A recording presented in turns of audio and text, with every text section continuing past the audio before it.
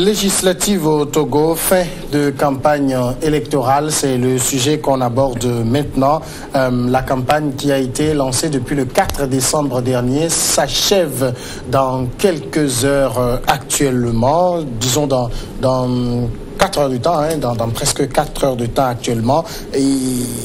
Mais Amfioclou, vous avez vu la campagne, son déroulement. Certains estiment que ce n'est pas l'ambiance des campagnes qu'on connaissait par le passé. Oui, pour ne pas vous mentir, la campagne de 2018 n'est pas celle-là qu'on a toujours connue.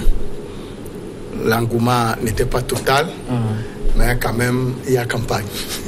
Même en venant chez vous tout à l'heure, j'étais au niveau de la caisse Carrefour L'Omégan, il y avait une caravane d'UNIR qui était dans la circulation. Et malgré tout ça, moi j'ai répertorié au moins 1047 meetings du 10 à hier et 84 caravanes. Ce qui veut dire que les moyens n'étaient pas à la page, ce qui veut dire que pour toute campagne, il faut les moyens financiers. Et il faut voir qu'il n'y a pas tellement d'engouement parce que les moyens n'étaient pas à la mesure de la chose. Et en plus de cela, aucun parti n'a couvert tout le territoire. Même UNIR.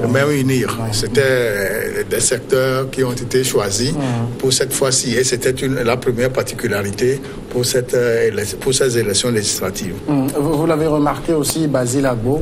Oui, effectivement. On a comme l'impression qu'il n'y a pas tellement d'enjeux parce qu'il faut faire campagne, il y a des élections qui s'annoncent. C'est vrai qu'il y a différents partis politiques qui se sont mis dans la danse. Il y a l'UNIR, il y a l'UFC, il y a le parti de Agbéoumé, le MPDD et d'autres compositions de candidats indépendants. Nous avons 25 candidats indépendants. Voilà. Et donc la coalition également. Donc je crois que l'enjeu n'était pas tellement au rendez-vous. Et donc, la campagne s'est déroulée mi-figue, mi-raisin, comme on le dit. Eh bien, puisqu'il faut aller aux élections, il faut faire campagne pour aller aux élections. Rodrigue Aigo, certains disent aussi que ça a toujours été comme ça, que dans notre pays, c'est souvent la présidentielle qui est la campagne la plus vivace. Les législatives, c'est pas trop ça ne s'anime pas trop.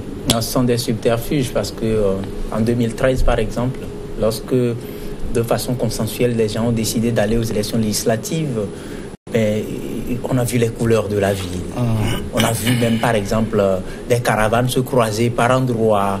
On a vu... En se fraternisant même. Et on se disait à l'époque que c'était la première fois qu'on voyait des caravanes du parti au pouvoir et de l'opposition se croiser sans véritablement provoquer les habituelles situations. Oui, voilà. Donc il faut comprendre qu'il n'y a pas d'engouement pour ces législatives. Les gens qui font le suivisme ou les accompagnateurs, comme je les appelle, ils sont conscients qu'ils accompagnent. Sinon, quand vous prenez ce qui est dans la cagnotte d'abord, je sais que les gens ont fait assez d'économies pour ne pas faire trop de meetings ni caravanes, mais ils se sont endettés.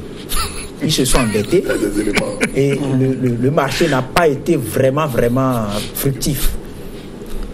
Ils se sont endettés. Et quand on parle de meeting, c'est vrai, moi j'en ai vu. J'en parlais. C'est combien? J'en parlais. Les meetings, c'est quoi? Tel que je le dis, avec 2 ou 3 chaises, il n'y a personne qui vient s'asseoir, on joue de la musique, il y a un message clé qu'on passe, on a tout fait pour l'enregistrer sur clé où on passe, et puis on dit meeting, oui, caravane, oui, patati patata. J'en ai croisé tout à l'heure en venant au niveau, je préfère taire le nom de... J'en ai croisé au rond-point de l'ancienne douane à Dido Gomé et la décoration, oui, du véhicule avec quelques émigrants postés devant, 2 à 3 t-shirts et puis on tambourine, on crie, oui, on fait campagne. En réalité, combien ont pu véritablement parler à qui? Ceux qui ont pu parler, j'ai suivi des interviews sur des radios de la place où des gens vont aller tromper le peuple qu'ils vont développer le pays. D'accord, on va revenir sur cet aspect. Il y en a qui ont dit on va revenir sur cet aspect, mais ça surtout, Rodrigue a évoqué la question des moyens. Ça a joué parce que cette année, c'est 200 millions que l'État a débloqué, dont 65% sont distribués actuellement et les 35% restants, c'est après ceux qui auront obtenu au moins 5%. Alors, ça a joué sur le visage même de la campagne? Puisque un parti politique a révélé, il y a de cela une semaine, qu'ils avaient eu 13 millions et quand ils ont fini de payer les cautions pour leurs candidats, il ne leur restait que 4 millions 200 et quelques mille. Ce qui veut dire que c'est vraiment insuffisant, raison pour laquelle ils n'ont pas pu couvrir tout le territoire togolais. Ils avaient pris Esmono, Grand Lomé, Atapamé, ils ont donné quelques localités seulement. Donc ça a joué. Ça a joué. Je vous ai dit tout à l'heure que quand on parle de campagne, c'est des moyens financiers qu'il faut avoir avant de faire campagne.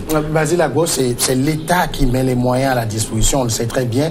Et au Togo, il y a quelques confusions entre l'État et le parti au pouvoir. Beaucoup estiment que comme le parti au pouvoir n'avait pas son grand rival de tout le temps, il n'a pas senti la nécessité d'élargir la cagnotte. Bon, ça c'est un constat que les gens expliqueront avec les moyens dont ils disposent pour le dire de cette façon. Mais moi, ce que je veux un peu soulever, c'est cette habitude que prend le pouvoir en place, c'est-à-dire que l'État donne de l'argent aux gens pour aller en campagne. Ce n'était pas comme ça avant. Du temps de Général Adema, j'ai jamais vu que l'État donne de l'argent aux gens pour aller faire campagne. C'est pourquoi les gens donc voient en cette gestion de fort quelque chose qui leur permettra donc d'avoir des sous. Eh bien, les gens doivent savoir que l'État peut donner des moyens, mais il faudrait que celui qui pense qu'il peut être député, qu'il peut être président, parce que ça a même été fait au présidentiel. Les gens ont pris 75 millions dans ce pays 72 millions. Et donc, et les gens se sont contentés de ça. C'est-à-dire que l'État nous a donné 72 millions, on s'en tient. Mais il faut que les gens sachent qu'il faut trouver des moyens pour faire la politique. La politique, c'est une question de gros sous, c'est une affaire de gros sous. Et on attend que l'État donne de l'argent, et on me dit, ce que M. Flocon est en train de dire, qu'ils ont dépensé et il leur reste un reliquat de 4 millions. Mais c'est rigolo cette histoire-là. Vous dirigez un parti politique, vous devez avoir les moyens pour même refuser ce que l'État vous donne comme moyen pour faire votre campagne, parce que de toutes les façons, vous battez campagne contre le pouvoir en place. L'argent, c'est l'argent de l'État, c'est pas l'argent du pouvoir en place. Tout le monde sait ce que ça veut dire, l'État, le pouvoir en place. Mais donc, moi, je suis un peu parfois gêné, parce que j'ai eu à voir des élections, j'ai même à participer à des élections dans le temps donc, du Général Adema. Mais on n'a pas été aidé. Et que les gens même s'affichent aujourd'hui parce qu'on veut faire les élections. Et donc on dit qu'il y a des milliards qui vont couler, donc nous sommes prêts, on va aller aux élections. C'est ça qui est un peu gênant. Il faudrait que les gens sachent que pour piloter un parti politique, pour diriger un parti politique, il faut avoir des ambitions. Et il faut avoir les moyens de ces ambitions pour pouvoir y aller. Et lorsque vous êtes élu, vous savez que vous avez lutté. Vous avez sué pour aller là où vous êtes. Et quand vous avez la possibilité dans les mains, la gestion, et vous allez la gérer parce que c'est vous qui avez dépensé.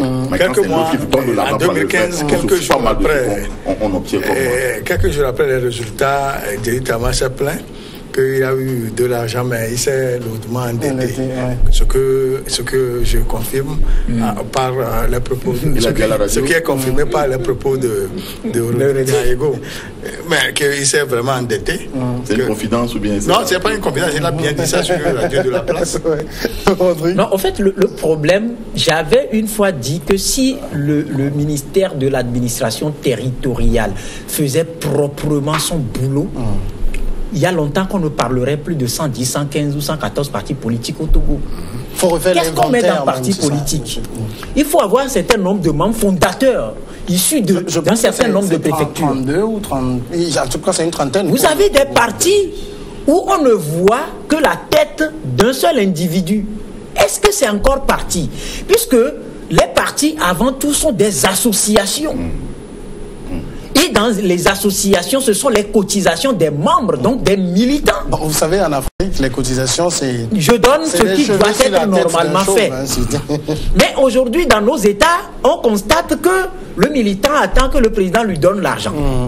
Et quand on même prend, s'il est malade, quand on prend, oui, payer l'ordonnance. Et quand on prend par exemple les partis au pouvoir, on se la coule douce. Ils ont les moyens de l'État. Les moyens de l'État. On confond sa poche au trésor public. On puise seulement. En plus, c'est pour ça que vous allez constater que tous les directeurs de société, ce qui est une anomalie grave, sont obligés de battre campagne. Si demain, il faille auditer les comptes de la société et qu'on observe par exemple, parce que vous savez, normalement, quand on occupe une certaine fonction, ça éloigne un peu, on garde, c'est un peu comme tu es dans l'armée, tu gardes ton statut de partisan quelque part et tu arbores les couleurs de l'État.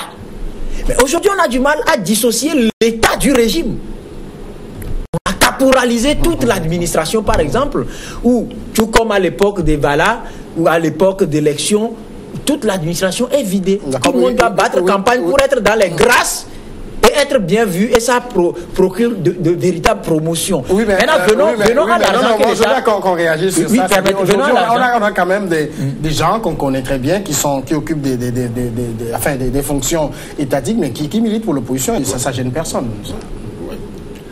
Aujourd'hui, il y en a plein qui sont dans l'administration et qui militent pour l'opposition. Nous avons vu des gens devenir ministres dans ce pays, mais qui ont été pendant longtemps directeurs d'établissements et qui sont devenus députés de l'opposition dans ce pays.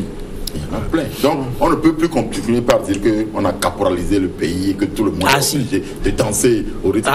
Si vous avez... Il faut voir les conditions. Les gens ne sont pas dans les mêmes fourchettes. Hein. On ne va pas aller dans tous les détails.